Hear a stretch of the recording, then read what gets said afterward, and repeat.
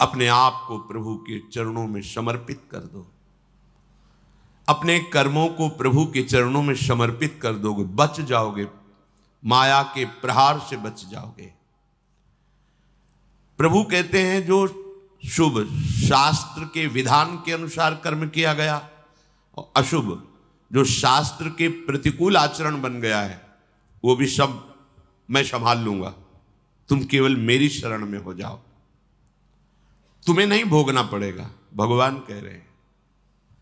अगर बुद्धि ही खराब है तो भगवान की बात समझ में कैसे आएगी। कितना बढ़िया कृपा करके भगवान हमें उपदेश कर रहे हैं। अगर शास्त्र प्रतिकूल भी आचरण हो गए तो तू चिंता मत कर, मेरी शरण में आ जा। अनंत माताओं जैसा दुलार लेकर प्रभु, पर अपने लोग ऐसे मूढ़ हैं, ऐसी मलिन बुद्धि है कि इस बात को हम समझते ही नहीं। मैं कर लूंगा, मैं सुखी हो जाऊंगा, मैं अभी तक ये किया है आगे भी ऐसा करूंगा। व्यर्थ का अभिमान पतन का मार्ग पुष्ट करता है। श्री भगवान कह रहे संन्यास योग का तात्पर्य होता है भगवान के चरणों में समर्पण करना, अर्पण करना। जब सब कुछ तू मेरे को अर्पण करेगा तो तू मुक्त हो जाएगा, जीवन मुक्त, और जीवन मुक्त परमानंद का अनुभव करता है। ये फल है। तत्कुरुष मदर्पणम, जो भी तू कुछ कर रहा है, यत करोषि, मेरे को अर्पण कर दे। बचा रहे हैं भगवान, बच जाओ।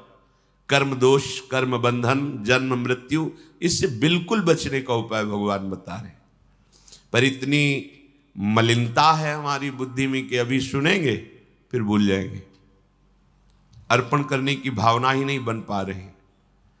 एक स्थिति आती है जिसमें अर्पण करने का भी भाव नहीं रह जाता, क्योंकि अर्पण करने वाला ही नहीं बचा तो क्या अर्पण करें।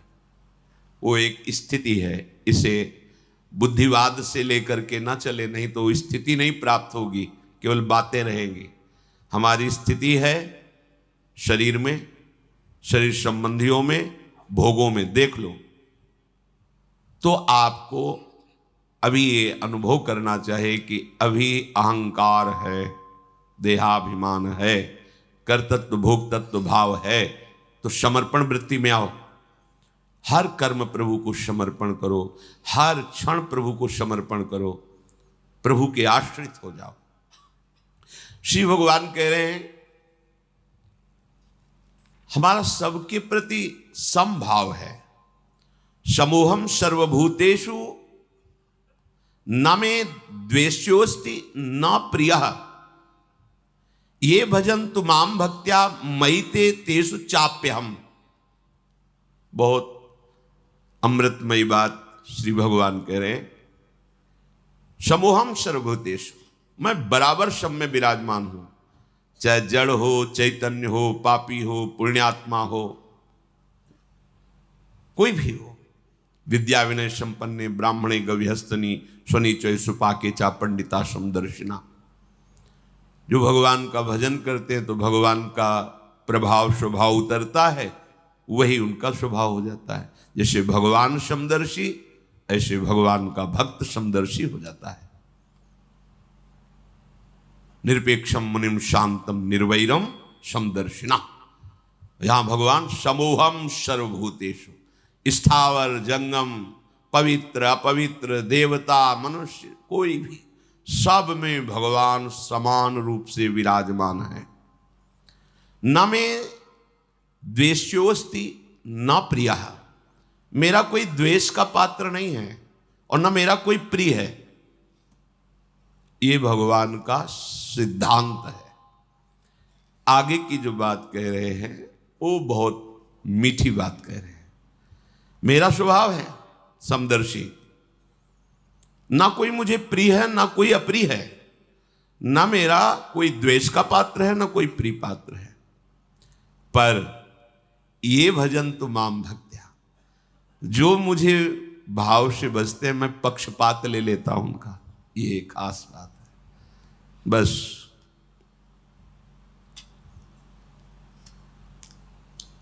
इसी बात से हम जीत गए।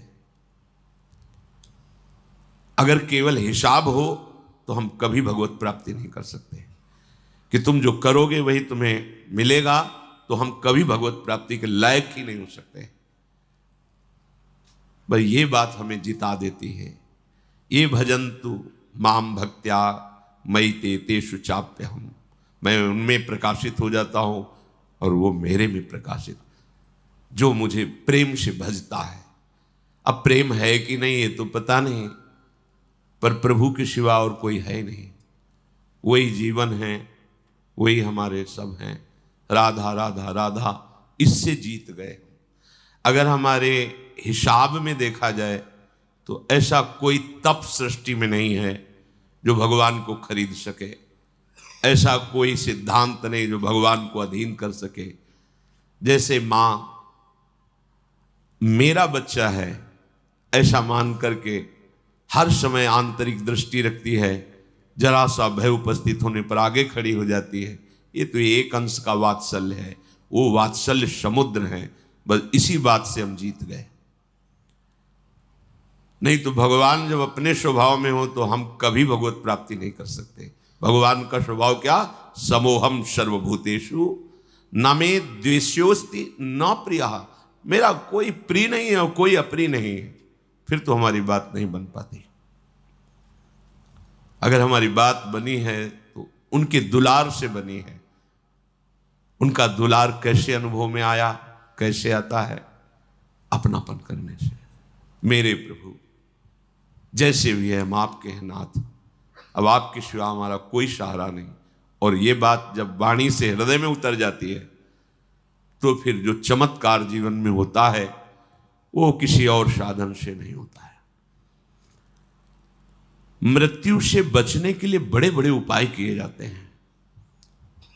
जब हार हो जाती है उपायों की, तब ये बात ध्यान आती है कि है कोई ऐसा जो मुझे बचा सकता है। नहीं, जीव का ऐसा स्वभाव बन गया है कि वो पहले भगवान की शरण होता ही नहीं है। वो जब तक हार नहीं जाता तब तक भगवान की शरण नहीं होता है। ये पक्की बात है, ये स्वभाव है उसका। आखिरी दम तक वो तिनके का भी सहारा लेने की कोशिश करेगा। जब तिनके का भी सहारा नहीं रह जाता तब वो हारे को हरिनाम, तब वो सहारा लेता है। अगर पहले ही ले ले तो हारना ना पड़े, उसे विपत्तियों का सामना ना करना पड़े। एक बार देवताओं ने देखा कि युद्ध में जितने असुर मारे जाते हैं, दैत्य, उन सबको भगवान शुक्राचार्य जी के पास संजीवनी विद्या है। विद्या का प्रयोग किया, तत्काल जीवित हस्त पुष्ट। भगवान बृहस्पति जी के पास ये विद्या नहीं। जितने देवता मारे जाते वो अंग भंग वैसी स्थिति में रहते, मृत तो मृत। भगवान बृहस्पति जी के पास ये विद्या थी नहीं, भगवान शुक्राचार्य जी के पास। देवताओं ने बृहस्पति जी को अपना गुरु माना और दैत्यों ने शुक्राचार्य जी को गुरु माना।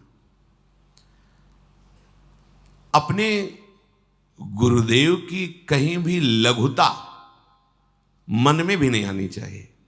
इसलिए देवताओं ने कभी बृहस्पति जी से ये प्रार्थना भी नहीं की कि आप संजीवनी विद्या सीख लीजिए, हम लोगों को जिलाने, कभी प्रार्थना नहीं की। गुरु महिमा है। पर उनके बड़े पुत्र का नाम कच्छ था। उनसे बात की कि आप हमारे गुरु पुत्र हैं और हमारे ऊपर सबसे बड़ी संकट की बात है कि कोई साधन नहीं है जिससे हम अमर हो सके। और शुक्राचार्य जी के पास साधन है, संजीवनी विद्या। कोई भी असुर नहीं, जो भी मरा उसको तत्काल जीवित कर दिया। अगर आप जाएं भगवान शुक्राचार्य जी के पास और शिष्यत्व स्वीकार करें और उनको प्रसन्न कर लें तो आप अधिकारी हैं, आपको वो संजीवनी विद्या दे सकते हैं एक जीवन को जिलाने के लिए। अपनी जो परा विद्या है, ये जन्म मरण का चक्र ही रोक करके श्री जी के पास प्राप्ति कराने वाली ये परा विद्या है।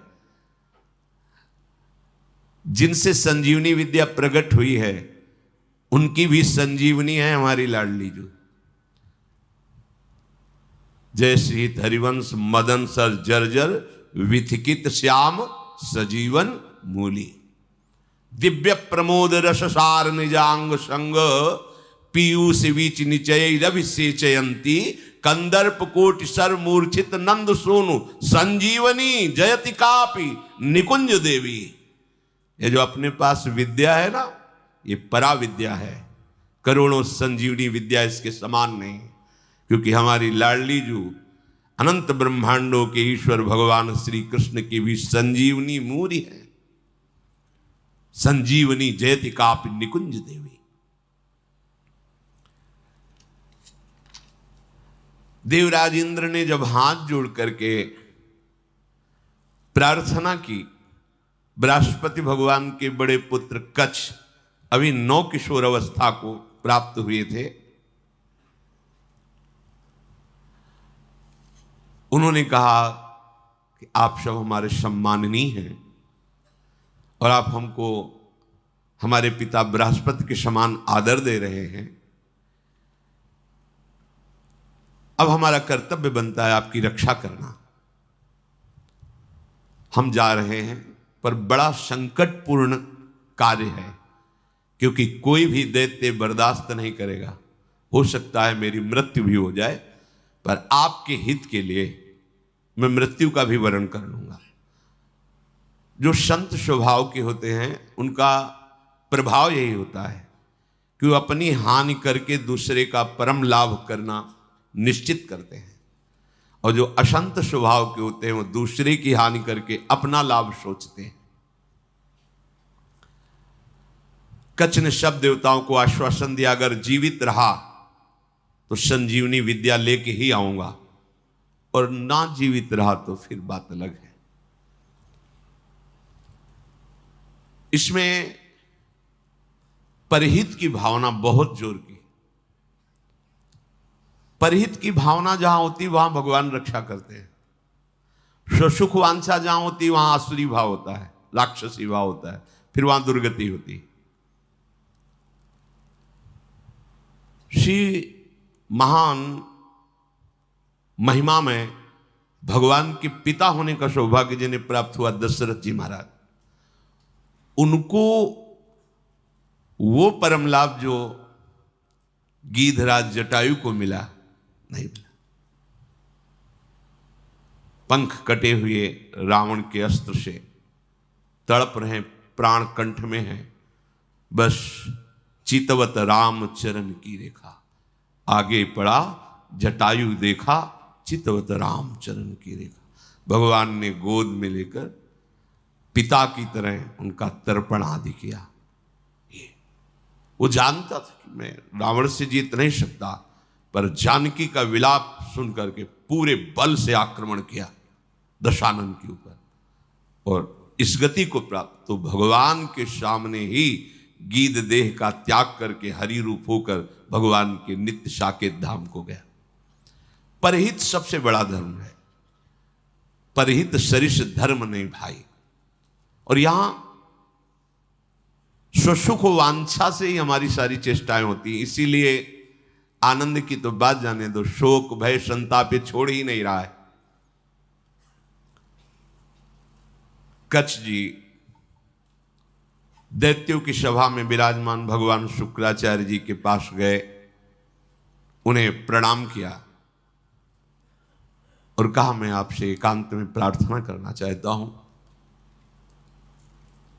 भगवान शुक्राचार्य जी ने एक तेजस्वी बालक एकांत समय दिया, प्रणाम करके कहा मैं अंगिरा ऋषि का पौत्र, भगवान बृहस्पति का पुत्र, मेरा नाम कच्छ है और मैं आपका शिष्य होना चाहता हूं। ब्रह्मन मैं आपको गुरु रूप में वरण करता हूं।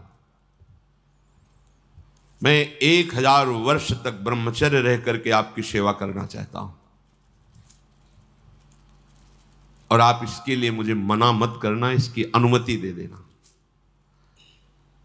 शुक्राचार्य जी ने कहा कच्छ सुस्वागतम तेस्तु प्रतिगृहणामि ते वचः। अर्चयिष्येह मर्च्यम त्वामर्चितोस्तु बृहस्पति। मुझे बहुत प्रसन्नता हुई। कच्छ, तुम्हारे संकल्प का हम स्वागत करते हैं। शिष्य कौन है, किनका है, किस पक्ष का, ये नहीं देखा जाता। यदि वो शिष्यत्व स्वीकार कर रहा है और उसमें वो लक्षण हैं तो बिना किसी संकोच के, बिना कोई विचार के उसको स्वीकार कर लिया जाता है। ये धर्म की मर्यादा है। उसमें फिर नहीं देखा जाता आप कौन, कहां के, कैसे, नहीं। आप में आर्त भाव है, शरणागत होना चाहते हैं, वो स्वीकृत है। मैं तुम्हें स्वीकार करता हूं। तुम्हारा ये जो संकल्प है आदर का पात्र है। तुम्हारा सम्मान करना भगवान बृहस्पति का सम्मान करना है। तब कच्छ ने कहा कि आपने बड़ी हम पर कृपा कर दी। महाकांतिमान कच्छ बड़े ही सुंदर थे। उनके सामने जल लेकर संकल्प किया, 1000 वर्ष तक मैं अखंड ब्रह्मचर्य रहूंगा। शुक्राचार्य जी ने कहा मेरे ही भवन में तुम्हें अब रहना होगा और तुम प्रकाशित मत होइए कि मैं बृहस्पति पुत्र हूं, क्योंकि दैत्यों में देवताओं के प्रति द्वेष भाव है, वो अमंगल कर देंगे। और मेरी ये पुत्री देवयानी तुम्हारी ही अवस्था की है, नवकिशोर अवस्था ही, यौवन के पदार्पण की भूमिका को कहते हैं। तारुण्य प्रथमो प्रवेश समय, इसे किशोर अवस्था कहते हैं।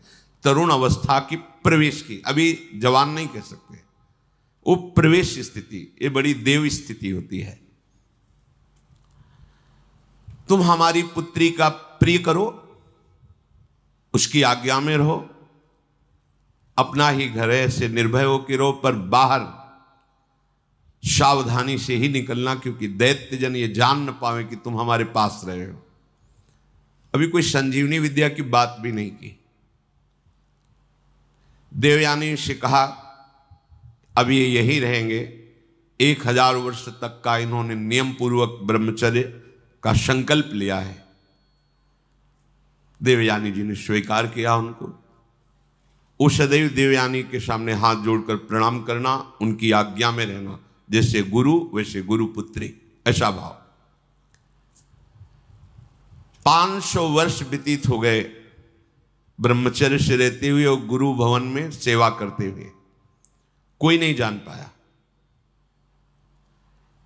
एक दिन किसी गुप्तचर ने दैत्यराज को बताया कि भगवान शुक्राचार्य के घर में कोई नवकिशोर बालक बहुत ही देदीप्यमान, कांतिवान, काफी समय से रह रहा है। अब 500 वर्ष से कुछ हुआ नहीं था, इसलिए छूट भी हो गई थी। तो जो भविष्यान्नी के लिए गायें थी उनको चराने के लिए जंगल में चले जाते। गुप्तचरों ने दैत्यों को बताया कि इस समय वो नवयुवक वन में गाय चराने गया हुआ है और एकांत प्रदेश है, और हमने पता लगाया वो युवक कोई और नहीं, बृहस्पति जी का पुत्र कच्छ है। गुप्तचर भी बड़ी विद्या से युक्त होते हैं पूरा, और मुझे लग रहा है कि ये सब एक देवताओं का प्लान है जो संजीवनी विद्या सीखने के लिए भेजा है। अब आपका क्या आदेश है? तो का आदेश क्या, उससे मार के फेंक दो, पर ऐसी सावधानी से मार करके उसे अलग अलग करो जिससे शुक्राचार्य जी जिला ना पावे। एकांत प्रदेश में वो गौवें चरा रहे थे। दैत्यों ने जाकर अस्त्र शस्त्र से उन्हें छोटे छोटे टुकड़े काट डाले कच्छ के और कुत्तों को खवा दिया। देखो, एक संजीवनी विद्या के लिए कष्ट सहना, और ये तो अंतिम है, अब संसार चक्र में ही नहीं आना। इसके लिए अगर एक बार कोई हमारे ऊपर प्रहार करे या शरीर छूट जाए तो मेरा घाटा थोड़ी है। शरीर तो वैसे ही छूटना है। अगर मुझे शरीर छोड़ने पर श्री जी मिल जाती है तो सस्ता बड़ा सौदा है, बहुत सस्ता सौदा है। प्राण दिए यह प्रेम न पाइए, और मुझे मिल रहा है तो दौड़ के पहले नंबर में खड़े होना चाहिए। ये तो एक संजीवनी विद्या है, प्राप्त तो है। दैत्यों के पास इतने सामर्थ्यशाली महात्मा भी हैं, क्या उनका स्वभाव बदला? क्या वो आनंद से तृप्त हुए क्या? लेकिन राधा राधा कह के देखो, ये राधा नाम परा विद्या है, अमृत है, तुम्हें तृप्त कर देगा। समस्त कामनाएं भस्म करके, कर्म बंधन से मुक्त करके, प्रेम में डुबोकर श्री जी के पास पहुंचा देगा, जहां न आना है न जाना है, जहां पाना तो खूब है, न गैस बनेगी, न मल बनेगा, न मूत्र बनेगा। दिव्य, न बुढ़ापा है, न कोई पीड़ा है, न कोई रोग है, चिदानंद शरीर, कोई भय नहीं कि कभी हटा दिए जाएंगे, दूसरा आएगा तो हमारी जगह ले लेगा, ऐसा नहीं। बस वहीं विश्राम मिलेगा। चलना है, मन में ठान लो, चलना है। पर यह बात कि जिस मार्ग में हम चल रहे हैं उसमें फूल ही फूल नहीं मिलेंगे, शूल भी मिलेंगे। शूल को देख के डरना नहीं, वो शूल फूल बन जाएंगे।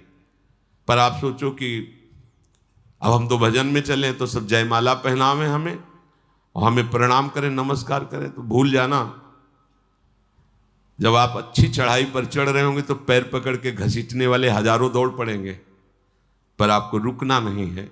बल आपका श्री जी है, इसलिए कोई घसीट नहीं सकता, पर विघ्न बाधाएं आपको घेर लेंगी। किसी उत्तम वस्तु की प्राप्ति के लिए बहुत उसे छुपा के रखा जाता है, बड़े विघ्न रखे जाते हैं जिसे कोई अधिकारी ही प्राप्त कर पावे। उनको मार दिया, कच्छ को उनके शरीर के टुकड़े टुकड़े करके कुत्तों को खवा दिया। अब उस दिन गौवें बिना रक्षक के वापस आ गई। देवयानी जी ने देखा कि कच्छ तो आए नहीं, गौवें लौट आई। उन्होंने शुक्राचार्य जी से कहा कि भगवान, आपने अग्निहोत्र कर लिया, सूर्यदेव अस्ताचल को चले गए, गौवें वापस आ गई, पर कच्छ वापस नहीं आया। मेरा हृदय भयभीत हो रहा है, कच्छ के साथ कुछ अमंगल हुआ। मैं सत्य कहती हूं, मेरा हृदय कभी झूठ इशारे नहीं करता। मेरे हृदय में आ रहा है कि शायद अब कच्छ जीवित नहीं है। भगवान शुक्राचार्य जी ने ध्यान देकर देखा, बोले तो ये तो गजब हो गया, कच्छ को काट करके कुत्तों को खवा दिया दैत्यों ने। ठीक है, संजीवनी विद्या का प्रयोग किया, हर कुत्ते के पेट से फट फट करके मांस एकत्रित हुआ, कच्छ जिंदा हो गए। ये संजीवनी विद्या, विद्या का बड़ा प्रभाव होता है। इलवल और वातापी नाम के दैत्य थे ना, इसी विद्या को जानते थे, और उनको संतों से द्वेष था। जो आसुरी स्वभाव के होते, संत उनका भी मंगल करते, पर उनका द्वेष होता है, उनको सताने में अच्छा लगता है। जो सीधे धर्मात्मा संत भगवत मार्ग के पथिक, उनको संकट में डालना, उनको तड़पाना, उनको मारना, इससे उनको अच्छा लगता है। जो दैत्य राक्षसी स्वभाव के जन होते हैं, भला संत किसी से क्यों ऐसा द्वेष करेंगे कि किसी को कष्ट हो? पर देखो ना, पूज्यपाद उड़िया बाबा को काट डाला गड़ासे से, भरी स्वभाव जैसे फव्वारे जैसे निकलते ना, ऐसे खून के फव्वारे निकले। ये दैत्य स्वभाव बड़ा ही कड़ुआ स्वभाव है। इलवल क्या करता कि साधारण वेश में जाता और जंगल में जितने भी ऋषि मुनि आश्रमों में सबको निमंत्रण देता, हमारे आज अहो भाग्य, आप हमारी कुटिया में पधारिए, और एक साधारण धर्मात्मा का वेश रखता। अब संत वायु पीने वाले, जल पीने वाले, पत्ता खाने वाले, कंदमूल फल खाने वाले, चलो भगवान की इच्छा से कोई निमंत्रण करने आया है, पा लेते हैं। वो अपने भाई वातापी को मार करके वो ऐसे मिलाता कि कोई जान न पाता भोजन में। जरा जरा सब सैकड़ों ऋषियों की पंगति लगाई, सब प्रसाद पा के खड़े हुए, ताओ विद्या का प्रयोग करता, संजीवनी विद्या। वातापी फड़ाक फड़ाक सबके पेट भट जाते और वो एकत्रित हो गए। हाँ भैया, बोले हो गए, 100 मरे, 500 मरे, उनको सुख मिलता है। अब ऋषियों की संख्या कम होने लगी तो भगवान अगस्त्य जी से कहा, जो समुद्र को पी गए थे, कि ऋषियों पर बड़ा संकट है, वो अलग अलग भेष बदल कर आता है, निमंत्रण करता है और अपने भाई को मार करके ऐसे मिला देता है कोई जान ही नहीं पाता, और जब ऋषि पा लेते हैं तो विद्या का प्रयोग करता है और सबको मार देता है, वो जीवित हो जाता है वातापी। बोले सब निमंत्रण स्वीकार करो। अगस्त जी बिना निमंत्रण के पहुंच गए, आगे बैठे। बोले भैया थोड़ा हम सबसे ज्यादा पाते हैं, तो पहली पंगत में मैं आगे बैठा हूं, पहले मैं पालूं फिर दूसरे को परोसा जाए। ऋषि तैयार हो ना? सब ऋषियों ने कहा हाँ। अगस्त जी ने कहा पहले मुझे परो। उसने वही प्रक्रिया की, अपने भाई वातापी को मार करे से पूरा चाट चाट के सब पा गए अगस्त जी। पाने के बाद आचमन किया, खड़े हुए तो उसने मंत्र संजीवनी विद्या पढ़ी और कहा वातापी, जे भी पुकारा सो अधोवायु ढर से निकाली। बोले गया तुम्हारा वातापी। अगस्त जी थे जो समुद्र को पी गए, समुद्र अगाध समुद्र को पी गए। अधोवायु लिख बोले गया तुम्हारा वातापी। तुम साधारण सी सब पच गया, जितनी देर पाया उतने में हमारी जठराग्नि ने पचा करके हजम हो गया, खत्म तुम्हारा वातापी।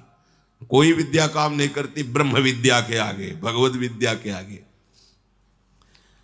भगवान बृहस्पति जी ने जो ही ध्यान किया, देखा कि वो तो कुत्तों के पेट में संजीवनी विद्या का प्रयोग किया, कुत्तों के पेट फटे और कच्छ जो है मानुष जुड़ के पूरा जीवित होकर सामने आ गया।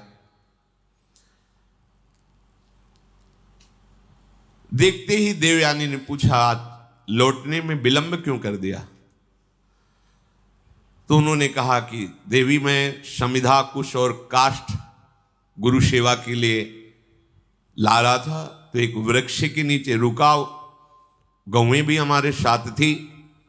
वहां कुछ असुरों ने मुझे घेर लिया और पूछा तुम कौन हो? तो मैंने बता दिया मेरा नाम कच्छ, मैं बृहस्पति का पुत्र हूं और भगवान शुक्राचार्य हमारे गुरु हैं, उनकी सेवा के लिए मैं सामग्री ले जा रहा हूं। तो उन्होंने मुझे मार दिया और मार करके कुत्तों को खवा दिया। मेरी स्मृति कभी भंग नहीं होती क्योंकि मैं अखंड ब्रह्मचारी हूं। ब्रह्मचर्य में बहुत बड़ी सामर्थ्य है जिसका महत्व आज नहीं समझा जा रहा है। अगर आपका शरीर स्वस्थ है, किसी औषधियों का सेवन नहीं हो रहा है संसारिक, और आप ब्रह्मचारी हैं, एक बार श्लोक पढ़ लीजिए, वो पूरा टेप हो जाएगा। दोबारा कोई बात सुननी नहीं पड़ती, एक बात सुन लिया पूरा दिमाग में बैठ जाएगा। भारी से भारी मेहनत करने पर कभी थकावट नहीं होगी। 2-4 दिन नींद ना आवे तो आपको परेशानी नहीं होगी, क्योंकि बहुत शीतलता, बहुत धैर्य, गंभीरता, ये सब ब्रह्मचर्य प्रकट कर देता है, तभी उपासना परिपक्व होती है। अब ब्रह्मचर्य नहीं तो स्मरण ही नहीं है, ना प्रभु का स्मरण है, ना अपने लक्ष्य का स्मरण है। जिधर जो प्रवाह हुआ उसी में बहते डोल रहे हैं। शरीर इतने क्षीण हो रहे हैं वासना के कारण कि कुछ भी प्रकृति की मार झेलने लायक ही नहीं रह गए। देखो ब्रह्मचर्य का प्रभाव। कच्छ कह रहे हैं मुझे पूरा स्मरण है, मेरी स्मृति कभी भंग नहीं होती। जब हमारे गुरुदेव ने संजीवनी विद्या का प्रयोग किया तो फिर मैं जीवित होकर तुम्हारे सामने उपस्थित हूं। कच्छ ने जब अपने मारे जाने की बात कही तो देवयानी बड़ी सावधान हो गई कि कच्छ को अब गाय चराने नहीं भेजना। दैत्यों को तो पता था कि हमने मारकर खवा दिया। अब तो एक दिन सेवा के लिए कुछ पुष्प की आवश्यकता हुई तो देवयानी ने कहा पास के ही जंगल से पुष्प ले आइए। दैत्य दूर से निगरानी रखते थे, उन्होंने देखा कच्छ तो जिंदा है, जाकर के सोचा कच्छ जिंदा है, बोले वापस फूल लेके ना जाने पावे, अब की क्या करें? बोले मारो, मार के जलाओ, जला के राख जो है समुद्र में बहा दो। जब पुष्प ही लौट करके नहीं आए कच्छ पुष्प लेकर के, तो देवयानी ने फिर प्रार्थना की कि शाम होने जा रही, पुष्प तो सुबह लेने भेजा था, अभी तक कच्छ वापस नहीं आए। शुक्राचार्य जी ने कहा, ध्यान धर के देखा, बोले कच्छ को मार के जला के समुद्र के जल में प्रवाहित कर दिया, मतलब जल में मिला दिया। तो उनका भगवान यदि कच्छ पुनः वापस नहीं आएंगे तो मैं भी जीवित नहीं रहूंगी, क्योंकि इतने वर्षों से हमारी आज्ञा में सेवा में रह रहे तो हमारा एक अपनापन हो गया है। तो उनका देखो, चाहे जितनी बार जिलावें वो प्रयोग यही करेंगे, बार बार उन्हें मारेंगे। कभी ऐसा वो बुद्धिमानी से प्रयोग करेंगे कि संजीवनी विद्या का प्रयोग करने वाला ही नहीं रहेगा, इसलिए तुम भूल जाओ कच्छ को। तो उनका ऐसा नहीं हो सकता। जो आपकी शरण में, आपको उसकी रक्षा करनी ही पड़ेगी। जो संजीवनी विद्या का प्रयोग किया, लहरों से राख निकली, राख शरीर धारण किया, फिर कच्छ के रूप में आके पुष्प लेके सेवा में उपस्थित हो गए। बड़ी विद्या में सामर्थ्य होती है। गुप्तचरों ने बताया कि कच्छ है अभी गुरु भवन में, मार के जला के। अब वहां हुआ कि सुनो, अब की बार ऐसा करो कि कोई उपाय ही न रह जाए संजीवनी विद्या के प्रयोग का। तो किसी कार्य हेतु जे भी गुरु भवन से बाहर निकले, कच्छ उनका अपहरण कर लिया। कच्छ को मार करके जलाया, जला करके छान करके उस राख को सुरा में मिला करके अंगूर आदि के रस में और शुक्राचार्य जी के ही पास पहुंचा दिया। जो सेवा में था, जो ही दिया, भगवान शुक्राचार्य पी गए। शुक्राचार्य जी पी गए। देवयानी ने कहा पूरा दिन हो गया, कच्छ के दर्शन नहीं हो रहे। अब बताया बार बार, वो अगर हम संजीवनी विद्या का प्रयोग भी करेंगे तो मार ही डालेंगे, इसलिए तुम छोड़ो, क्यों चिंता करते हो। उन्होंने कहा भगवान आप ये निश्चित समझ लीजिए कि शरणागत हैं वो हमारे, और मैं उनकी रक्षा किए बिना जीवित नहीं रह सकती। आपसे सच कहती हूं, यदि मैंने कच्छ का दर्शन नहीं किया तो अपना जीवन नष्ट कर दूंगी। प्यार तो होता ही परिवार के जनों से। शुक्राचार्य जी ने कहा बेटी, बृहस्पति का पुत्र कच्छ इस बार ऐसी घटना में स्थित है, या तुम्हारे पिता रहेंगे या कच्छ रहेगा। देवयानी तुम शोक छोड़ो, रो मत। तुम्हारी जैसी विवेकशालिनी और शास्त्र स्वाध्याय करने वाली युवती के लिए ऐसा रोना या ऐसी बात कहना मैं जीवन त्याग दूंगी, ये उचित नहीं है। असंभव है अब जिलाना कच्छ को। बोले क्यों? बोले हमारे पेट में पहुंच चुका है वो। ध्यान के द्वारा देखा कि अंगूर आदि के रसों में सुरा मिला के उनको पिला दिया। बोले कच्छ को हम ही को पिला दिया गया। ऐसे ये द्वेषी हैं दैत्यजन कि बाहर से तो पेट फाड़ के निकाल दिए सबके, सब जगह से बुला लिया। अब अगर हम विद्या का प्रयोग करते हैं तो हमारी मृत्यु हो जाएगी, क्योंकि निकलेंगे। देवयानी ने कहा कि मेरे दुख को अगर दूर करना चाहते हैं तो कच्छ को बुलाना ही पड़ेगा। तो उन्होंने कहा इसमें कोई संशय नहीं कि दैत्य लोग बहुत द्वेषी हैं। मेरे शिष्य को मार डाला है भयंकर स्वभाव वाले दैत्य। ये जानते नहीं कि मैं कितनी सामर्थ्य से युक्त हूं, फिर भी मेरे शरणागत को कष्ट दे रहे हैं, विरुद्ध आचरण कर रहे हैं। मुझे लगता है कि अब इनके परास्त होने का समय आ गया है। जब कोई गुरुद्रोह करता है तो उसके नाश का निश्चित समय आ जाता है। इस तरह का अपराध चाहे वो देवराजेंद्र क्यों न हो, उसको भी भयभीत करके परास्त कर देता है। जो ब्रह्मचर्य के पालन में रत है, मेरी आज्ञा में रहता है, मुझे बहुत प्रिय है, उसका कोई अहित करे तो मानो मेरा ही अहित कर रहा है।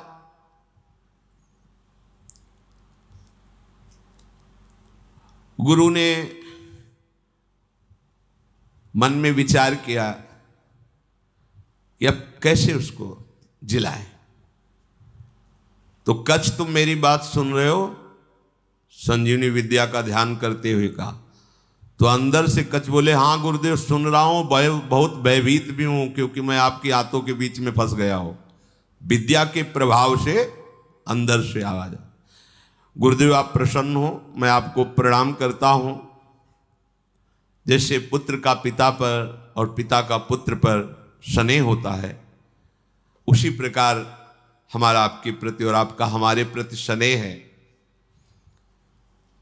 शुक्राचार्य जी ने कहा उस समय मैं नहीं जान पाया जिस समय तुम हमारे मुख द्वार से उदर में गए। तो उनका गुरुदेव आपके प्रसाद से और ब्रह्मचर्य से मेरी स्मरण शक्ति मरने पर भी नहीं छूटती। मुझे पूरी याद है, यदि आपने संजीवनी विद्या का प्रभाव किया और मैंने आपके पेट को फाड़ा तो सबसे बड़ा कलंकी मैं कहलाऊंगा कि गुरुदेव की हत्या करने वाला है। तो गुरुदेव, यद्यपि मैं कष्ट में हूं पर मैं आपके पेट को, आप ऐसा संजीवनी विद्या का प्रयोग मत कीजिए जिससे आपकी मृत्यु हो जाए। मैं हर क्लेश सह सकता हूं लेकिन गुरु के विरुद्ध नहीं चल सकता। आचार्यपाद, असुरों ने मुझे मार करके मेरे शरीर को जलाकर चूर्ण बना करके और अंगूर आदि के रस में मिलाकर आपको पिला दिया है। ब्राह्मी, आसुरी, दैवी तीनों मायाओं के आप ज्ञाता हैं। आपके होते हुए कोई भी माया उल्लंघन नहीं कर सकती। शुक्राचार्य जी ने कहा, बेटी दूसरा कोई कार्य कहो तो तुम्हारा प्रिय कर दें, अब कच्छ को बचा पाना बड़ा कठिन है, थोड़ी देर में मेरी आते कच्छ को पचा लेंगे। मेरे उदर के विदीर्ण होने के सिवा कोई दूसरा उपाय नहीं रह गया। अगर मैं ब्रह्म विद्या का प्रयोग करता हूं तो मेरे उदर में वो जीवित होंगे, उनका उदर, मेरा उदर फटेगा, मैं मर जाऊंगा। देवयानी जी ने कहा, पिताजी कच्छ का नाश नहीं होना चाहिए क्योंकि आपका शरणागत शिष्य है और आपका वध होना ये मैं देख नहीं सकती, सह नहीं सकती। आप बड़े प्रवीण हैं, दोनों के बीच का रास्ता निकालिए। शुक्राचार्य जी ने कहा, बृहस्पति के पुत्र कच्छ, तुम हमारी बात सुन रहे हो? देवयानी तुम पे प्रसन्न है और मैं भी तुम्हारा हित करना चाहता हूं, इसलिए तुम सुनो, मैं तुम्हें मृत संजीवनी विद्या देता हूं। आए भी इसीलिए थे, आज तक नहीं कहा था। गुरु की शरण जिस भाव से हुआ जाता है, बिना मांगे वो बात पूरी हो जाती है यदि आपकी निष्ठा और भावना है। देखो, ऐसी परिस्थिति दैत्यों ने प्रकट की विपरीत, लेकिन वही विपरीतता इनके लिए अनुकूलता का स्वरूप हो गई। शुक्राचार्य जी ने कहा, तुम सुनो, मैं तुम्हें संजीवनी विद्या का उपदेश करता हूं। संजीवनी विद्या का उपदेश किया और कहा, जब मैं अपने ऊपर प्रयोग करूंगा तो तुम बाहर निकलना, मेरा पेट फाड़ के तो मेरी मृत्यु हो जाएगी, फिर तुम संजीवनी विद्या का प्रयोग मेरे ऊपर करना जिससे मैं जीवित हो जाऊंगा। मेरे शरीर से जीवित निकलकर तुम मेरे वास्तविक पुत्र बन जाओगे क्योंकि मेरे उदर में रहे तुम। गुरु से विद्या प्राप्त करके सामर्थ्यशाली होने पर भी शिष्य को सदैव गुरु के प्रति दोष दृष्टि से रहित धर्मयुक्त दासता का भाव ही रखना चाहिए।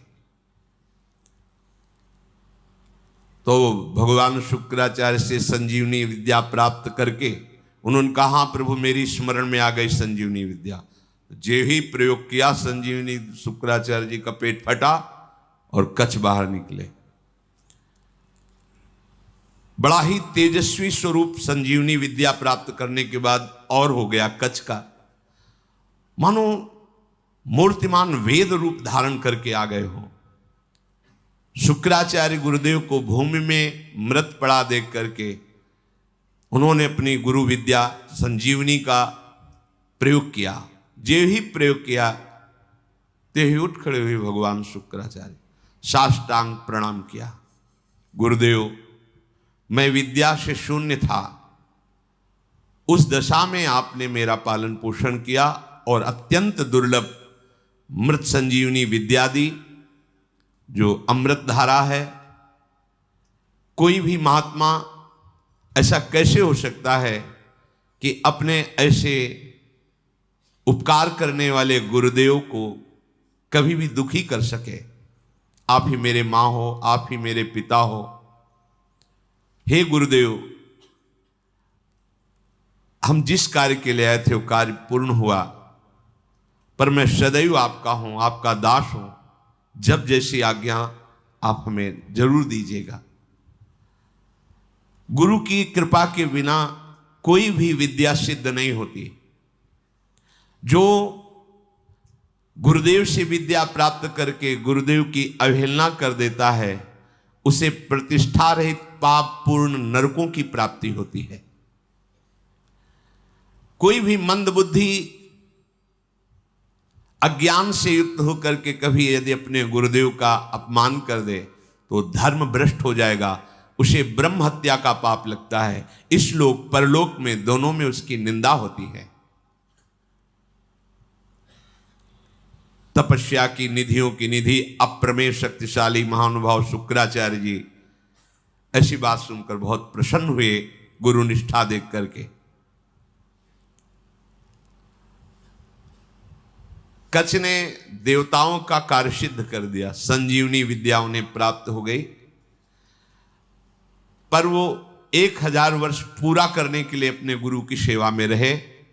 फिर प्रणाम किया और कहा, अब मुझे अपने घर जाने की अनुमति दीजिए। जब कच्छ का व्रत पूरा हो गया, गुरु ने उनको जाने की आज्ञा की, तो देवयानी ने कहा, हमारी सेवा में रहे हो, मेरी आज्ञा के बिना कैसे जा सकते हो? आप उत्तम कुल विद्या तपस्या इंद्रिय संयम से सुशोभित हो रहे हो। महायशस्वी महर्षि अंगिरा जिस प्रकार मेरे पिताजी के लिए माननीय है, उसी प्रकार आपके पिता बृहस्पति मेरे लिए आदरणीय और पूजनीय है। तपोधन, अब मैं जो बात कर रही हूं उस पर ध्यान दीजिए। आपका ब्रह्मचर्य व्रत 1000 वर्ष का था, समाप्त हुआ, और मैंने आपको अंदर से वर्ण किया है कि तुम हमारे पाणी ग्रहण भाव को स्वीकार करके पति बनो। मंत्रोच्चारण पूर्वक विधि पूर्वक मेरे पिता के सामने मेरा पाणी ग्रहण करो। मैंने अंदर से ये भाव किया है। कच्छ ने कहा, अब दोबारा ऐसा शब्द उच्चारण मत कर देना। देवयानी, तुम्हारे पिता भगवान शुक्राचार्य मेरे भी पिता हैं, क्योंकि मैं उनके उदर में रह चुका हूं। क्या कभी भाई अपनी बहन के प्रति ऐसा भाव कर सकता है? तुम हमारी परम पूजनीय हो, ऐसे शब्द उच्चारण मत करना। वैसे गुरुपुत्री हो, और ऐसे भी मैं शुक्राचार्य के उदर में रह चुका हूं। महात्मा भार्गव को तुम प्राणों से भी अधिक प्यारी हो। गुरुपुत्री होने के कारण मेरी परम पूजनीय बहन हो तुम। ऐसे शब्द उच्चारण मत करो। देवयानी, जैसे मेरे गुरुदेव तुम्हारे पिता शुक्राचार्य सदा मेरे माननीय है, बिल्कुल उसी तरह मैं गुरुदेव की तरह तुम्हारा सम्मान करता हूं, तुम्हारी आज्ञा में रहा हूं। ऐसी बात मैं सुनना भी नहीं चाहता। देवयानी ने कहा,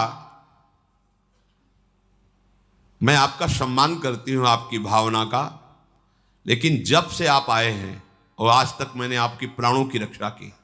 मेरे ही कारण आप जीवित हो, मेरे ही कारण तुम्हें संजीवनी विद्या मिली। मैं हठ ना करती तो तुम हमारे पिता के हाथों में ही पच जाते।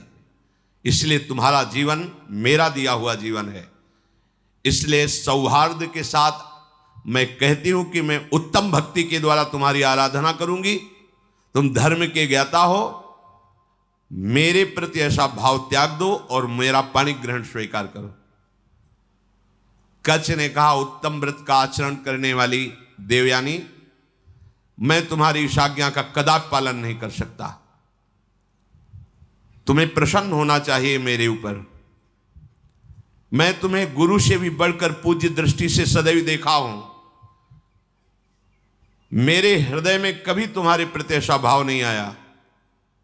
मैं तुम्हारी ये बात नहीं सुन सकता। तुम मेरी बहन थी, बहन हो और बहन ही रहोगी, ये मेरा दृढ़ निश्चय है। अब मैं तुम्हारा आशीर्वाद चाहता हूं, मुझे आशीर्वाद दो और मैं अपने देवलोक को जाता हूं। तुम्हारा मंगल हो। ऐसा कहकर के प्रणाम किया कच्छ ने। यद्यपि धर्म से युक्त कच्छ की वाणी थी, देवयानी को गुस्सा आ गया। उनका, हमारी बात को ठुकरा रहे हो तो मैं शाप देती हूं।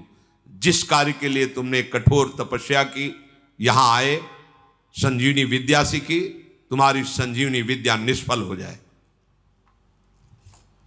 यह है, मिलते मिलते भी बात बिगड़ जाती, लेकिन हरि शरणम में बात नहीं बिगड़ती। ध्यान रखना, निमिषहु ना अकृपा जब चितये तब ऐसे। ये सब इतिहास इसीलिए तुम्हें सुना रहे हैं कि हमारे भगवान की शरणागति कितनी मीठी मृदु है। घोर अपराध बन जाने पर भी भगवान कभी त्यागते नहीं। इतना कई बार मरना पड़ा जिस संजीवनी विद्या के लिए, उसी का शाप मिल गया, निष्फल हो जाए। अब तो होश उड़ गए। जिसके लिए इतना श्रम हो निष्फल। देवयानी, ये तुमने धर्मयुक्त कार्य नहीं किया। तुम गुरुपुत्री हो, गुरुपुत्री समझकर तुम्हें क्षमा करता रहा जब तुम बार बार पाणी ग्रहण की बात करती रही। मैंने आज तक कभी तुम्हें दोष दृष्टि से नहीं देखा, और तुम कामना से युक्त होने के कारण हमें शाप दे दिया। इसलिए मैं तुम्हें आज शाप देता हूं। आज के बाद कोई भी ब्रह्म ऋषि कुमार तुम्हारा पाणी ग्रहण ही नहीं करेगा। ये सामर्थ्य होती है, जो नियम से चलते हैं, भजन करते हैं, उनमें सामर्थ्य होती है। उनके वचन कभी मिथ्या नहीं होते। 5 वर्ष के बालक हैं श्रृंगी ऋषि, चक्रवर्ती सम्राट महामहिम परम भागवत परीक्षित जी। जे ही श्रृंगी ऋषि स्नान कर रहे थे, बालकों ने आके कहा तुम्हारे पिता के गले में मरा हुआ सांप महाराज परीक्षित ने डाल दिया है। कहा उपहास, मेरे समाधिस्थ पिता का उपहास, ये इतना उच्छृंखलता कैसे आ गई? ये तो महाभागवत थे, ऐसा कैसे? इसका मतलब ये समझते हैं कि इनके ऊपर कोई शासन करने वाला नहीं। जल उठाया और कहा इनको पता नहीं कि ऋषि बालकों में अपनी तपस्या का इतना बड़ा बल है कि हम देवराज इंद्र को भी शाप दे सकते हैं। ये क्या है? मैं शाप देता हूं, आज के 7वें दिन विशाल काय तक्षक सर्प डसेगा और इस राजा की मृत्यु हो जाएगी। अमोघ, कोई नहीं काट पाया। 5 वर्ष के बालक श्रृंगी ऋषि। तुमने काम के वशीभूत होकर के मेरी विद्या को निष्फल होने का शाप दे दिया, तो तुम्हारा पाणी ग्रहण संस्कार की जो भावना है, कोई भी ब्रह्म ऋषि कुमार तुम्हारा वरण नहीं करेगा। ये मेरा शाप है। गई विद्या गई। देखा कितना श्रम और हाथ क्या लगा। अब देवताओं को भारी समस्या का फिर कोई उपाय नहीं। अब जब कोई उपाय नहीं होता, तब एक उपाय जागृत होता है, हरि शरणम। सब देवताओं ने भगवान को पुकारा, क्योंकि दैत्य बल से भी आसुरी स्वभाव में, और गुरु का इतना बड़ा प्रताप, संजीवनी विद्या संपन्न गुरु, कोई उपाय नहीं कि बचने का। प्रार्थना ब्रह्मा जी से की। ब्रह्मा जी, भगवान शंकर, शव देवता सुमेरु पर्वत जो 4 लाख योजन का है, वहां एकत्रित हुए और भगवान की सबने प्रार्थना की, स्तुति की। जो स्तुति की, श्री भगवान सामने प्रकट हो गए। आर्त भाव की हुई स्तुति तत्काल अनुभव कराती कि भगवान हमारी बात सुन रहे हैं। वो भाव आना कठिन होता है। अगर वो भाव आ जाए तो पुकारते ही भगवान आपको दिखाई देंगे। उसे आर्त भाव कहते हैं। जैसे गजेंद्र ने आर्त भाव में पुकारा, द्रौपदी जी ने आर्त भाव, एक क्षण भी नहीं लगा भगवान उपस्थित हो। ऐसे समस्त देवता, भगवान ब्रह्मा शंकर आदि ने जब आर्त भाव से भगवान को पुकारा कि एकमात्र भगवान श्री हरि ही अब हमारी रक्षा कर सकते हैं, वही उपाय कर सकते हैं। जे भी भगवान श्री हरि सुमेरु पर्वत पर प्रकट हुए, समस्त देवता, ब्रह्मा जी, भगवान शंकर ने देखा कि जैसे करोड़ों सूर्य एक साथ उदय हो गए हो, ऐसी आभा प्रकट हुई। किसी भी देवता की नेत्रों में सामर्थ्य नहीं थी उस आभा की तरफ देख सके। इसलिए इस श्लोक आता है सुधा, तेजो रूप निकुंज एव कलयन नेत्रादि पिंड स्थितम। निकुंज ऐसा तेजोमय है कि किसी की सामर्थ्य नहीं देख सके। जब लाडली जी की सखियों की कृपा होती, जो आचार्य रूप से आई, वो जब दिव्य नेत्र देते तब निकुंज को करोड़ों सूर्य एक साथ जैसे प्रकट हो गए, ऐसी कांति प्रकट हुई। सबकी आंखें चौंधे आ गईं, सब बेशुद्ध हो रहे हैं। भगवान ब्रह्मा शंकर आदि सावधान होकर के सुंदर झांकी की। उस तेज के बीच में मरकतमणि पन्ने के समान स्वच्छ श्यामल शरीर, जैसे कमल के भीतरी भाग के समान सुकुमार नेत्र, लाल लाल डोरियां, चमकता हुआ करोड़ों बिजलियों की कांति वाला पीतांबर, सर्वांग सुंदर श्याम शरीर, रोम रोम से सुंदरता फूट पड़ रही है। धनुष के समान टेढ़ी भौहें, बड़ा सुंदर मुख, महामणिमय किरीट, भुजाओं में बाजूबंद, कानों में झलकते हुए कुंडलों की चमक, कपोल सुंदर खिले हुए, करधनी में लड़ियां, हाथों में कंगन, गले में चरणों तक माला। भगवान श्री हरि प्रकट हुए। जे ही भगवान प्रकट हुए तो भगवान के दिव्य पार्षद आसपास सब सेवा में उपस्थित, सुदर्शन चक्र आदि मूर्तिमान पार्षद रूप होकर सेवा में रहते हैं। जब आदेश होता है तो वस्त्र रूप धारण करके फिर लीला करते हैं, जैसा आदेश भगवान का होता है। समस्त देवताओं ने साष्टांग पृथ्वी पर लौट करके भगवान श्री हरि को प्रणाम किया और सबने भगवान की स्तुति की। अजात जन्म स्थिति संयमाया गुणाए, निर्वाण सुखार्णवाये, अणुरणिम ने परिगण्य धामने, महानुभावाय नमो नमस्ते। संपूर्ण सृष्टि का प्रादुर्भाव, स्थिति और प्रलय ये आपसे ही होती है, पर आप इससे संबंध नहीं रखते। होती आपसे ही है पर आप इससे संबंध नहीं रखते। जैसे चुंबक के आकर्षण से लोहा जो जड़ है वो चलायमान होता है, पर चुंबक की कोई इच्छा नहीं होती, उसका स्वाभाविक ऐसा आकर्षण है कि उसमें हलचल पैदा हो जाती है। ऐसे ही श्री भगवान की सामर्थ्य से सृष्टि का सृजन पालन लय होता रहता। भगवान निर्लेप है, निर्विकार है, प्राकृत गुणों से रहित एवं मोक्ष स्वरूप परमानंद के महान समुद्र, सूक्ष्म से भी सूक्ष्म और महान से भी महान, हे परमेश्वरशाली प्रभु श्री हरि, हम आपको बार बार नमस्कार करते हैं। समस्त देवताओं ने भगवान की स्तुति की और कहा, प्रभु आप ही हमारे रक्षक हैं। जब कोई विशेष संकट पड़ता है तब आप हमारी रक्षा करते हैं। ब्रह्मादि देवताओं ने स्तुति करके मौन होकर हाथ जोड़कर खड़े हो गए। ये स्वभाव है क्या, जब हार जाता है तब याद आती भगवान की। ये सबका स्वभाव, पहले ही भगवान की याद कर लो। पर वो जब किसी ऐसी विपत्ति में फंसता है कि कोई सहयोगी नहीं होता, तब भगवान की याद आती है। सब हाथ जोड़कर खड़े हो गए। समस्त लोकों के एकमात्र स्वामी भगवान श्री हरि ने कहा, ब्रह्मा, शंकर और समस्त देवताओं, सावधान होकर सुनो, ये मेरी सलाह है, इससे तुम सबका मंगल होगा। इस समय तुम्हें ये समझना चाहिए कि गुरु की कृपा है दैत्यों के ऊपर। तुम युद्ध में परास्त नहीं कर सकते। गुरु मेहरबान तो चेला पहलवान। भगवान कह रहे हैं तुम परास्त नहीं कर सकते। असुरों पर काल का एक छत्र कृपा प्रसाद है, क्योंकि वो गुरु सेवा में है, शुक्राचार्य जी को अनुकूल किए हुए हैं। उनकी इस समय कोई भी अभ्युदय या अवनति नहीं कर सकता।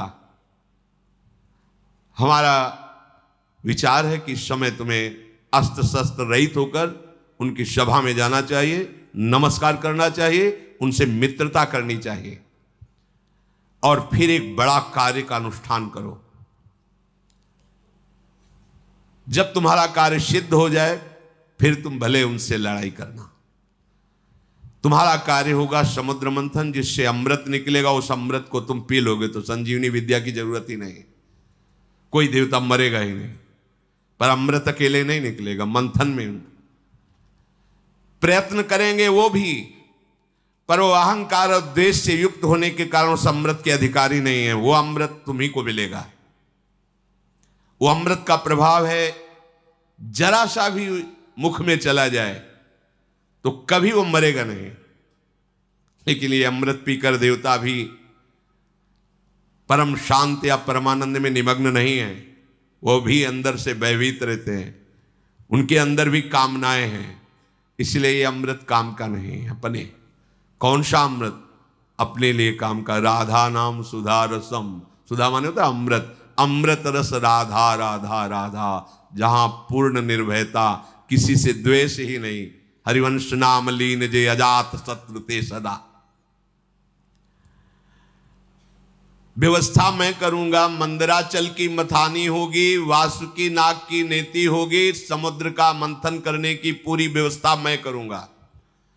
आलस्य प्रमाद छोड़कर विश्वास करो और जाओ, हाथ जोड़ो, प्रणाम करो दैत्यों को और उनको मिलाओ, अपने मित्र बनाओ, और फिर ये बताओ कि दोनों मिलकर समुद्र मंथन करें और उसमें से अमृत निकलेगा और हम सब पान कर लेंगे। वो राजी हो जाएं। बिल्कुल क्रोध मत करना, और जो कुछ भी निकले मेरे इशारे के बिना तुम स्वीकार करने की चेष्टा मत करना। देवताओं को आदेश देकर भगवान श्रीहरि उन्हीं के बीच में अंतर्धान हो गए। उनके चले जाने पर ब्रह्मा शंकर ने उस दिशा को नमस्कार किया जिधर भगवान अंतर्धान हुए। देवराज इंद्र, वायु देवता, अग्नि देवता, बड़े बड़े लोकपाल ईश्वर कोटि के जो देवता हैं, ये कोई अस्त्र नहीं, कोई शस्त्र नहीं, सर झुकाए हुए दैत्यों की सभा में प्रवेश। बड़े बड़े सेनापति, दैत्यों के उद्भट, देवताओं को परास्त करने की सामर्थ्य रखने वाले, अपने अपने अस्त्र संभाल लिए। और उनमें हुआ कि जब अस्त्र नहीं लिए और सर झुका के, अरे इसका मतलब ये युद्ध के लिए नहीं, इसका मतलब ये संधि भावना से आ रहे हैं। उन्होंने अपने अपने अस्त्र नीचे उतारे। देवता लोग गए और हाथ जोड़कर ऐसे किया। ऐसे ही काम बनता है। अगर अमृत पद प्राप्त करना है ना, तो जो गाली दे तो भी हाथ जोड़ना पड़ेगा। ये भगवान की सलाह है। अगर अमृत पद प्राप्त करना है तो देखो, यहां किसी का कोई यश व्यस नहीं रहता। पढ़ के देख लो, एक से एक सब माया सब धूल डालती चली है। किसका यश है? किसका यश है? एक समय आता है कि एक आदमी का यश फैल जाता है। दूसरा समय आता है कोई जानता नहीं कौन था, क्या कैसा, धूल में मिल गया। ये यश, ये कीर्ति, ये प्रणाम, ये नमस्कार, रुपया, पैसा, बिल्डिंग, माया, ये सब छलावा है। केवल जीने के लिए इन वस्तुओं को अपना आराध्य मानकर समय नष्ट करना बड़ी मूढ़ता होगी। अखंड भगवान का स्मरण चल रहा है और वो जैसे रखें उनका कार्य है। अपना लक्ष्य केवल प्रभु होना चाहिए। प्रभु के सिवा और कुछ सब व्यर्थ है, सब व्यर्थ है। मरे तो क्या रह गया, क्या रह जाएगा? आप देखो कितने बड़े बड़े यशस्वी जन हुए हैं, बलवान, धर्मात्मा। कौन जानता है भगवान का नाम नहीं ले रहे तो तुम्हारा नाम क्या लेंगे? और यहां इतनी बुद्धि हमारी देहाभिमान से युक्त है कि अगर परोपकार के लिए छोटा सा पौशाला भी खोलेंगे तो पूरे परिवार का मैं जिला पता तक, नंबर तक उसमें डाल देंगे। ऐसा देहाभिमान पूर्ण। अगर एक पंखा लगाएंगे तो हर पंखुड़ी में वो नाम लिखा होगा, जिला लिखा होगा, बाप माता का सबका नाम, मतलब एक पंखे से ही पूरे पितर तर जाएंगे। ऐसा देहाभिमान पुष्ट है कि हमारा नाम हो, हमारी कीर्ति हो। अरे भगवान का नाम तुम नहीं जप रहे हो तो तुम्हारा नाम कौन जपेगा, तुम्हारी कौन कीर्ति गाएगा? इसलिए यदि अमृत पद प्राप्त करना है तो झुकना सीखो, सर झुकाना सीखो सबके चरणों में, क्योंकि सब में मायाधीश भगवान गुप्त रूप से विराज। वो देख लेंगे कि अहंकार रहित हो, तुम्हें अमृत पद दे देंगे। भगवान ने सलाह दी, यदि तुम्हें अमृत पान करना है तो तुम्हें सर झुकाना पड़ेगा। इसीलिए भगवान के भक्तों को देखो, कितना भी सताया जाए कभी विरोध नहीं करते। जोई जोई प्यारो करे सोई मुहि भावे। समस्त संपत्तियों से सेवित असुर सेनापतियों से सुरक्षित उस सभा में देवताओं ने कहा कि हमारे मन में एक विचार आया है, क्या आप लोग सहयोग करेंगे? हम दोनों मिलकर के यदि समुद्र मंथन करें और उससे अमृत निकलेगा, पक्का निकलेगा, हमें विश्वास है क्योंकि भगवान ने बताया था। अगर आपको जचे तो आप स्वीकृति दे दो, तो उपाय किया जाए अमृत मंथन का। तो वहां शंबर, अरिष्ट नेमी, त्रिपुर निवासी बड़े बड़े बलवान दैत्य बैठे थे। उन्होंने कहा अमृत मिल जाएगा तब तो सब बढ़िया बात बन गई। अब इसमें समझौता की क्या बात है, हम सब एक ही है, चलो समुद्र मंथन प्रारंभ करते हैं। सबने मंथन के लिए स्वीकृति दे दी, समुद्र मंथन के लिए। भगवान ने बताया था कि मंदराचल की मथानी होगी, 11,000 योजन ऊपर 11,000 नीचे। एक योजन का मतलब 4 कोस, 11,000 का मतलब 11 का मतलब 44,000 कोस, 44,000 कोस ऊंचे। और नीचे मूल जड़ भी 11,000 उखाड़ के लाना है समुद्र के समीप, और इसकी मथानी बनानी है। मंथन किसका हो रहा है? समुद्र का। अब बड़े बड़े बलवान देवता दैत्य मंदराचल को ललकारते हुए, गरजते हुए उखाड़ तो लिया, पर फिर संभाल नहीं पाए तो सैकड़ों देवता और दैत्य चटनी बन गए, इतना बड़ा पहाड़। अब देवताओं ने भगवान का स्मरण किया कि प्रभु शुरुआत से अमंगल शुरू हो गया, और डर गए सब कि अब ये तो घटना इतनी घट गई, इसी में हजारों देवता दैत्य पिस गए तो कैसे काम चलेगा। भगवान जिनकी पंखों से सामवेद उच्चारण होता है, उन गरुण जी के ऊपर विराजमान मंद मंद मुस्कुराते हुए आए। जो देवता दानव चकनाचूर हो चुके थे, किसी के कंधे टूट गए थे, किसी का हाथ टूट गया, किसी के कमर टूट गई, कोई मर गया। भगवान गरुड़ पर बैठे हुए ही अमृतमयी दृष्टि से देखा, सब स्वस्थ, सब जीवित। कर तुम अकर तुम अन्यथा कर तुम। ऑपरेशन नहीं करना पड़ा हड्डियों का, औषधि नहीं लगानी पड़ी। समझो, भगवान बिना औषधि के भी, सारी औषधियों में सामर्थ्य उन्हीं के है। अगर कोई औषधि काम कर रही है तो भगवान की ही सामर्थ्य है। वो आपको, आपके मन को, आपके हृदय को परम शीतल कर देंगे। इसलिए सब औषधियों की औषधि हरिनाम है, विश्वास करो। अमृतमयी दृष्टि से सबको स्वस्थ और जीवित कर दिया। इसके बाद गरुड़ जी को आदेश किया, गरुड़ जी थोड़ा नीचे उतरे। ऐसे ही जैसे कोई कमल का फूल पकड़े, ऐसे भगवान ने मंदराचल को उठाया, गरुड़ जी के एक पंखे पे रख लिया और कहा चलो समुद्र के किनारे सब। और समुद्र के तट पर जाकर मंदराचल को विराजमान किया। भगवान के आज्ञानुसार वासुकी नाग को बुलाया गया और कहा तुम्हें हम वचन देते हैं कि अमृत में तुम्हारा हिस्सा होगा, पर आपको नेति का काम करना पड़ेगा। वासुकी नागों के राजा है, हजारों फड़धारी, विशाल काय। वो भी आनंदित हुए और समुद्र मंथन में मंदराचल की नेति, वो रस्सी बनने का काम किया। अब उत्साह सहित मंदराचल को समुद्र में पधराया गया। ऊपर से वासुकी नाग की नेति बनी। समुद्र मंथन आरंभ किया गया। भगवान ने देवताओं को इशारा किया हमारे साथ आओ। वासुकी नाग के मुख को की तरफ असुर लोग हट गए, बोले हमको तुम इतना नीच समझते हो कि सांप की पूंछ पकड़ेंगे, नहीं होगा समुद्र मंथन। भगवान यही चाहते थे। भगवान ने कहा नहीं, आप अगर आपको ऐसा लगता है चलो सब पूंछ पे चलो, क्योंकि जब मंथन होगा तो भारी विषाग्नि निकलेगी वासुकी नाग के मुख से। असुर स्वभाव के जो होते हैं ना, उनको यही, अगर उनका मंगल भी चाहो ना तो उनको अमंगल ही अच्छा लगता है। उन्होंने कहा कोई हम ऐसे वैसे नहीं है कि हम सांप की पूंछ पकड़े, तुम आगे रहो हम पीछे नहीं। समुद्र में भगवान ने कहा आइए आइए आइए पकड़िए, और देवता उसका काम बन गया, चलो पूंछ की तरफ चलो।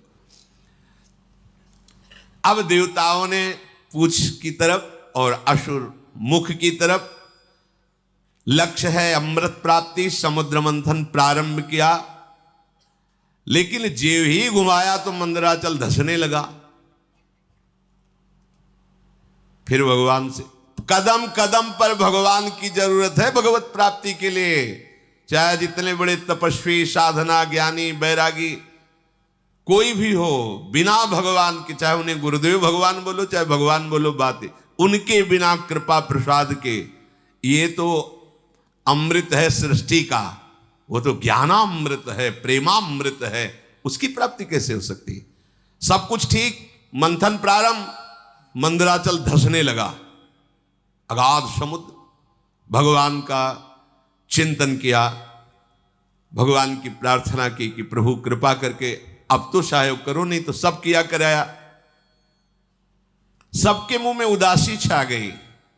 भगवान ने तुरंत एक विशालकाय कच्छप का रूप धारण किया।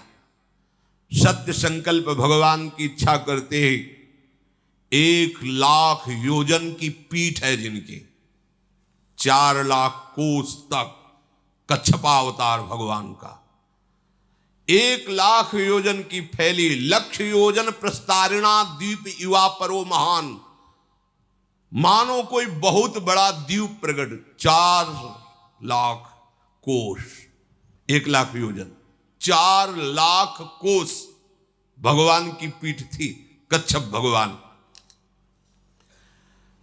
सबके देखते देखते मंदराचल के नीचे चले गए।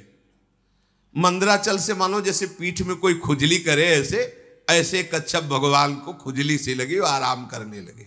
मंदराचल की अब तह मिल गए, कच्छप भगवान की पीठ पर मंदराचल। अब तो मंदराचल को घुमाना प्रारंभ किया गया। समुद्र मंथन संपन्न करने के लिए असुरों में भगवान आसुरी शक्ति के रूप में, देवताओं में दैवी शक्ति के रूप में, वासुकी नाग में निद्रा के रूप में, नीचे कच्छप के रूप में, ऊपर सहस्त्रावाव रूप रख करके पकड़े हुए सबसे ऊपर चोटी पे, ये किसी को पता नहीं। पूरा का पूरा मंथन भगवान ही से हो रहा है। इसीलिए कहते हैं अहंकार मत करो, साधना तुमसे नहीं हो रही, भगवान करा रहे हैं। बात को समझो। लग रहा है कि देवता और दैत्य कर रहे हैं, शुरू से अभी तक देख लो, सलाह देने वाले, मार्ग बताने वाले, व्यवस्था करने वाले, और फिर अमृत का हरण भी होगा तो वो भी छुटा के तुम्हें पिलाने वाले। अगर भगवान श्री हरि का आश्रय नहीं लिए तो ये तो प्रकृति के मंथन से, प्राकृतिक ही तो है समुद्र, और यहां ज्ञान समुद्र के मंथन से प्रेमामृत का पान करना है। इनमें बिना जगत गुरु श्री कृष्ण के कौन विजय प्राप्त कर सकता है? बोले इसमें गुरु की क्या आवश्यकता है? तो चल के देख लो, मिल जाए तो बता देना आके। आज तक किसी को मिला हो, इतिहास साक्षी हो तो बता देना। बिना गुरु का आश्रय लिए, और वो गुरु भगवान ही है। भगवान गुरु, गुरु भगवान।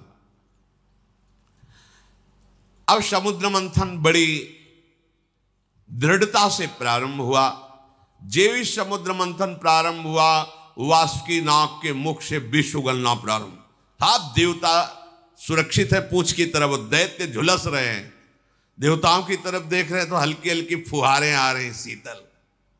क्यों? भगवान के जिस पक्ष में है उनके पक्ष में हो ना, तो वहीं विष की ज्वाला और वहीं शीतल फुहारें।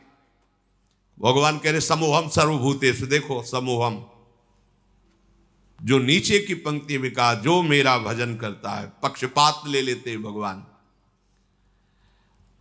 क्षुब्ध हो गया समुद्र, भारी मंथन प्रारंभ हुआ। ऐसी विष के धुएं निकलने लगे, व्याकुलता बढ़ गई। भगवान ने तत्काल शीतल जल वर्षा का आदेश किया कि अगर ऐसा तो फिर कैसे समुद्र में, पग पग पर विघ्न है, भगवान न हो तो साधना सिद्ध ही नहीं हो सकती। भगवान की प्रेरणा से दिव्य बादल आकर के वर्षा करने लगे, शीतल सुगंधित वायु चलने लगी, सबकी जान में जान आया। अजित भगवान स्वयं मेघ के समान सांवला शरीर, पीतांबर धारण किए, कानों में मकराकृत कुंडल बिजली की तरह चमक रहे हैं। विश्वविजयी भगवान देवताओं की तरफ खड़े होकर स्वयं मंथन कराने लगे। अब बड़े वेग से मंदराचल घुमाया जाने लगा। समुद्र में खलबली मच गई। समुद्र ने भी हाथ जोड़कर कहा कि महाराज मेरे तो प्राण ही चले जाएंगे। बोले तुम भी धैर्य रखो, सहो, तुमको भी अमृत का छींटा मिल जाएगा। अमृत के लोभ से देखो, और ये अमृत देवता पीकर भी किस सुख को प्राप्त कर रहे हैं, देख लो। ये नामामृत, लीला अमृत के सामने कुछ नहीं। ब्रह्मा जी रोज प्रणाम करते हैं भगवान के भक्त को। ये भगवान की भक्ति के समान जो प्रेमामृत है, कहीं नहीं, कहीं नहीं। जो अमृत पिए हुए देवता, उनसे भी श्रेष्ठ मानव देह कहा गया है। देव दुर्लभ ही होनी कही गई। क्यों? क्योंकि इसमें तुम नामामृत का पान कर सकते हो, ज्ञानामृत का पान कर सकते हो, प्रेमामृत का पान कर सकते हो। अब तो जे ही मंथन शुरू हुआ तो हलाहल विष निकला। मंथन काय के लिए हो रहा है? अमृत के लिए। पर अमृत के पहले क्या निकला मंथन में? विष। इस विष को केवल शिव पचा सकते हैं, शिव, दूसरा नहीं। क्या विष है? कहते जब पहले भजन नहीं करते थे बड़ी शांति लगती, जब से भजन शुरू किया गंदी गंदी बातें आ रही, काम आ रहा, क्रोध आ रहा। अब मंथन शुरू तो विष आएगा नहीं। शिव, तुम्हारा संबंध नहीं है अंतःकरण धर्म से, ये ज्ञान ही शिव है। बंदे बोधमयम नित्यम, बोध माने ज्ञान। जो ज्ञान स्वरूप है वही इस विष को पचा सकता है, नहीं पचाना मुश्किल है। हार जाओगे, भाग जाना पड़ेगा, आप टूट जाओगे। नहीं, ज्ञान के द्वारा, विवेक के द्वारा। अगर इस विष को न पचाया होता तो संतों ने अमृत पान न किया होता। हलाहल नामक इतना वो जहरीला कि उसके जो फूहे उड़ रहे थे, आसपास का सब वन भस्म हो गया। अब देवता दैत्य सब के प्राण व्याकुल हो गए केवल उसकी भाप से जो जहर निकला। भगवान ने कहा कि चलो सब कैलाशपति का स्मरण करो। देवाधिदेव महादेव भगवान शंकर ही बचा सकते हैं। भगवान सदाशिव को पुकारा, अंबा के साथ भगवान प्रकट हुए। ऋषि मुनि देवता दैत्य सब प्रणाम करके प्रार्थना कर रहे। तीनों लोकों का अभ्युदय और मोक्ष जिन ऋषियों ने संकल्प करके कि सबका मंगल हो, वो सब ऋषि भी आ गए और स्तुति करने लगे भगवान शंकर की। देव देव महादेव भूतात्मन भूत भावन त्राहिनः शरणापन्नास त्रैलोक्य दहनाद विषाद। हे देवताओं के भी आराध्य देव, देवाधिदेव महादेव, अब आप ही समस्त प्राणियों की रक्षा कर सकते हो। हम सब आपकी शरण में आए हैं। ये त्रिलोकी को भस्म कर देगा विष। अगर इस विष को नहीं पचाओगे तो स्थूल सूक्ष्म कारण तीनों इस विष से व्याप्त हो जाएंगे। जिस काम के लिए ये मंथन शुरू हुआ था साधना का, वो काम पूरा नहीं हो पाएगा। इस विष को पचाना ही होगा, शिव रूप होकर, जीव रूप होकर नहीं। देहाभिमानी जीव, अंतःकरण धर्म का दृष्टा शिव। अंतःकरण पर काम आदि का वेग आ रहा है, ना कि मेरे में। अगर ये ज्ञान नहीं रखोगे, हमारा मन ऐसा, हमारा मन ऐसा, ढो मन की सारी बातें, उसी में फंसे रहो। मन थोड़ी तुम हो, अंतःकरण में स्फुरित हो रहा, तुम उसको देख रहे हो। उसकी गंदी बातें मत स्वीकार करो, मत उसको सपोर्ट करो, जीत जाओगे। इस त्रिलोकी को भस्म करने वाले उग्र विष से आप हमारी रक्षा कीजिए। भगवान शंकर से जब स्तुति की समस्त लोकपालों ने, प्रजा का संकट देखकर अकारण करुणा करने वाले भगवान शंकर ने अपनी प्रिया अम्बा सती जी से कहा, देवी देखो तो बड़ा संकट उपस्थित हुआ इनके ऊपर। यद्यपि लालसा थी अमृत की और निकला पहले विष, और सिद्धांत भी है, यत तज्ञे विषम्युत परिणामे अमृतोपमम। ये विष जैसा लगता है, 2 बजे उठना और फिर दिनचर्या करना, ब्रह्मचर्य से रहना, भजन की भावना में डूबना, किसी से कोई भी व्यवहार नहीं, मनोरंजन नहीं, ये सब विष जैसा लगता है, इसका परिणाम अमृत होगा। अब मेरा कर्तव्य बनता है कि मैं इन्हें निर्भय कर दूं। सबकी रक्षा करना सामर्थ्यशालियों की सामर्थ्य का प्रयोग है। सज्जन पुरुष अपने क्षणभंगुर प्राणों की भी बलि देकर दूसरे की रक्षा करते हैं। देखो, कोई भी कार्य करने के पहले अपनी अर्धांग से अनुमति लेना ही चाहिए। यहां प्रमाण दे रहे हैं जगत गुरु भगवान शिव, सती जी से कह रहे हैं कि अब हमारे इनकी रक्षा करने आप आदेश कीजिए, आप सहमति दीजिए। उनके ऊपर कृपा करना ही है, और इस कृपा से मुझे पता है कि मुझे श्री हरि का प्रेम प्राप्त होगा, क्योंकि श्री हरि के ही द्वारा प्रेरित ये कार्य हो रहा है। चराचर जगत में जब श्री हरि प्रसन्न हो जाते हैं तो फिर उसको और कुछ प्रसन्न करना बाकी नहीं रहता किसी के लिए। मैं इस विष का भक्षण करूंगा। विश्व के दाता, जीवन दाता भगवान शंकर जब सती जी से ऐसा कहा तो सती देवी ने उस प्रस्ताव को पास किया। हाँ ठीक है भगवान, आप जगत अम्बा है ना, जगत मंगल के लिए, और अपने प्रभु का वो सामर्थ्य भी जानती है। भगवान ने उस विष को आकर्षण किया खप्पर में, पूरा विष, और भगवान शिव उस हथेली के पात्र में रखकर विष को पान कर गए। बड़ा प्रभावशाली था, इसलिए हृदय में नहीं जाने दिया, बाहर नहीं रहने दिया, ये गले में रोक लिया। हलाहल विष उसने प्रभाव दिखाया, पूरा कंठ श्याम वर्ण का हो गया। इसलिए भगवान शिव का एक नाम नीलकंठ भी है।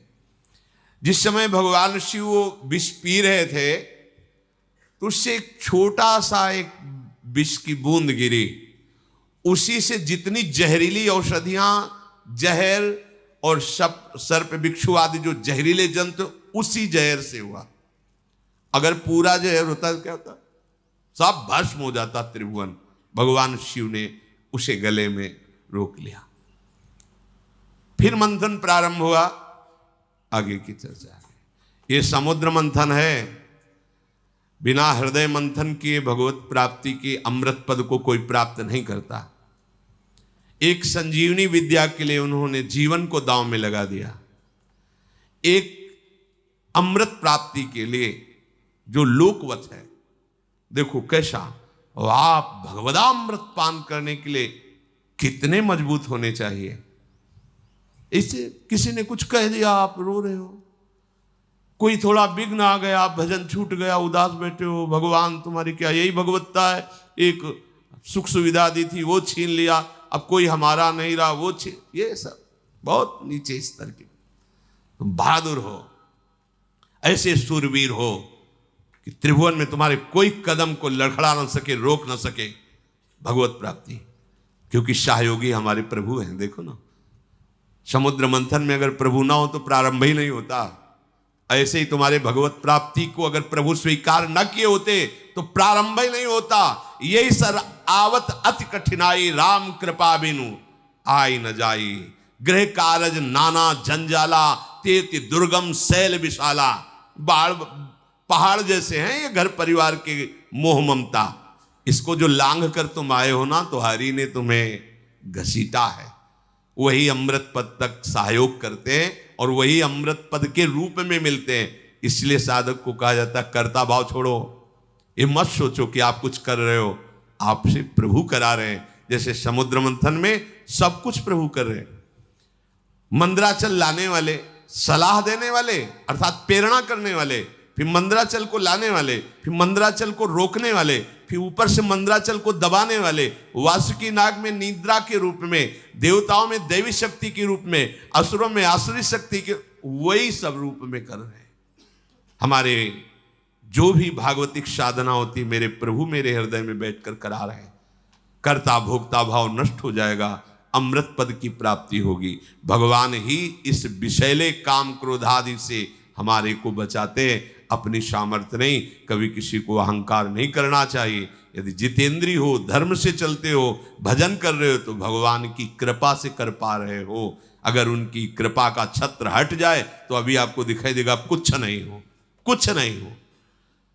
जहां कहीं किसी बड़े महात्मा को कभी ऐसा लगा तो भगवान ने अनुभव करा दिया।